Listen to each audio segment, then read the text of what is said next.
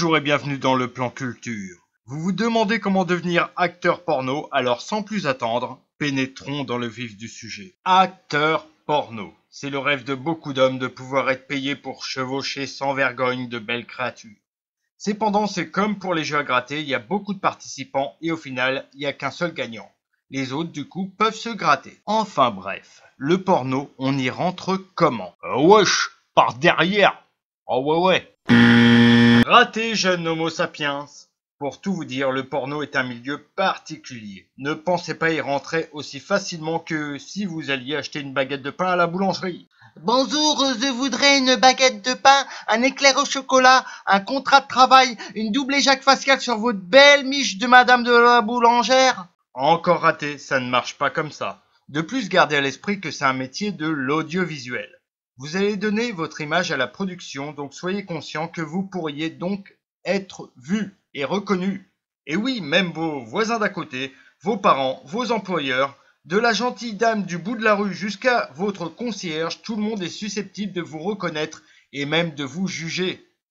Même si ceux-ci ne regardent pas de X, vous ne serez pas à l'abri de quelqu'un qui pourrait vouloir soit vous nuire, ou encore juste pour rire et pour envoyer quelques photos de vous en pleine chevauchée sauvage à vos proches. Même si les gens disent aisément le contraire, énormément de personnes regardent du X de nos jours. Comme je vous le disais, les gens seront prompts à vouloir vous juger, car nous sommes dans une société où cette activité est encore mal perçue du grand public. Et plus particulièrement si vous osez avoir une vie en parallèle et que vous avez des enfants. Comme tout le monde, quoi de compte fait. C'est plus qu'une véritable carrière, c'est un véritable choix à faire. Une fois avoir pris fermement votre décision de quand même tenter l'expérience, vous faites comme tous les candidats, vous faites des photos de vous. Oh, ça merde la popette, je vais pouvoir faire des gros plans de ma bite. Et non, cela ne passera pas non plus.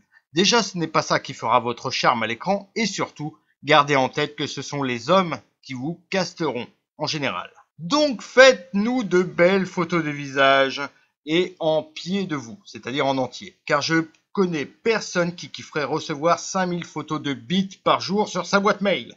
À moins d'être fétichiste des biroutes ou de faire collection par taille, couleur et pilosité, je ne vois pas à quoi cela pourrait servir. Bref, une fois les photos faites, vous les envoyez aux maisons de production. Elles sont facilement trouvables sur internet et je suis sûr que vous en connaissez quelques-unes, bande de coquins. Eh bien, elles disposent toutes ou presque d'une rubrique casting.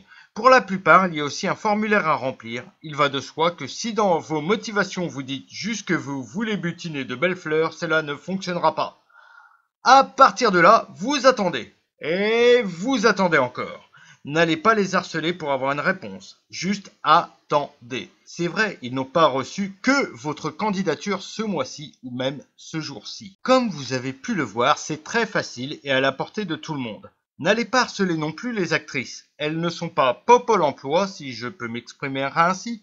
Elles ne vous aideront pas à pénétrer dans le milieu. Ensuite, sachez que en tant que débutant, vous ne serez pas rémunéré. Donc ne vous attendez pas à la gloire et la fortune dès le début.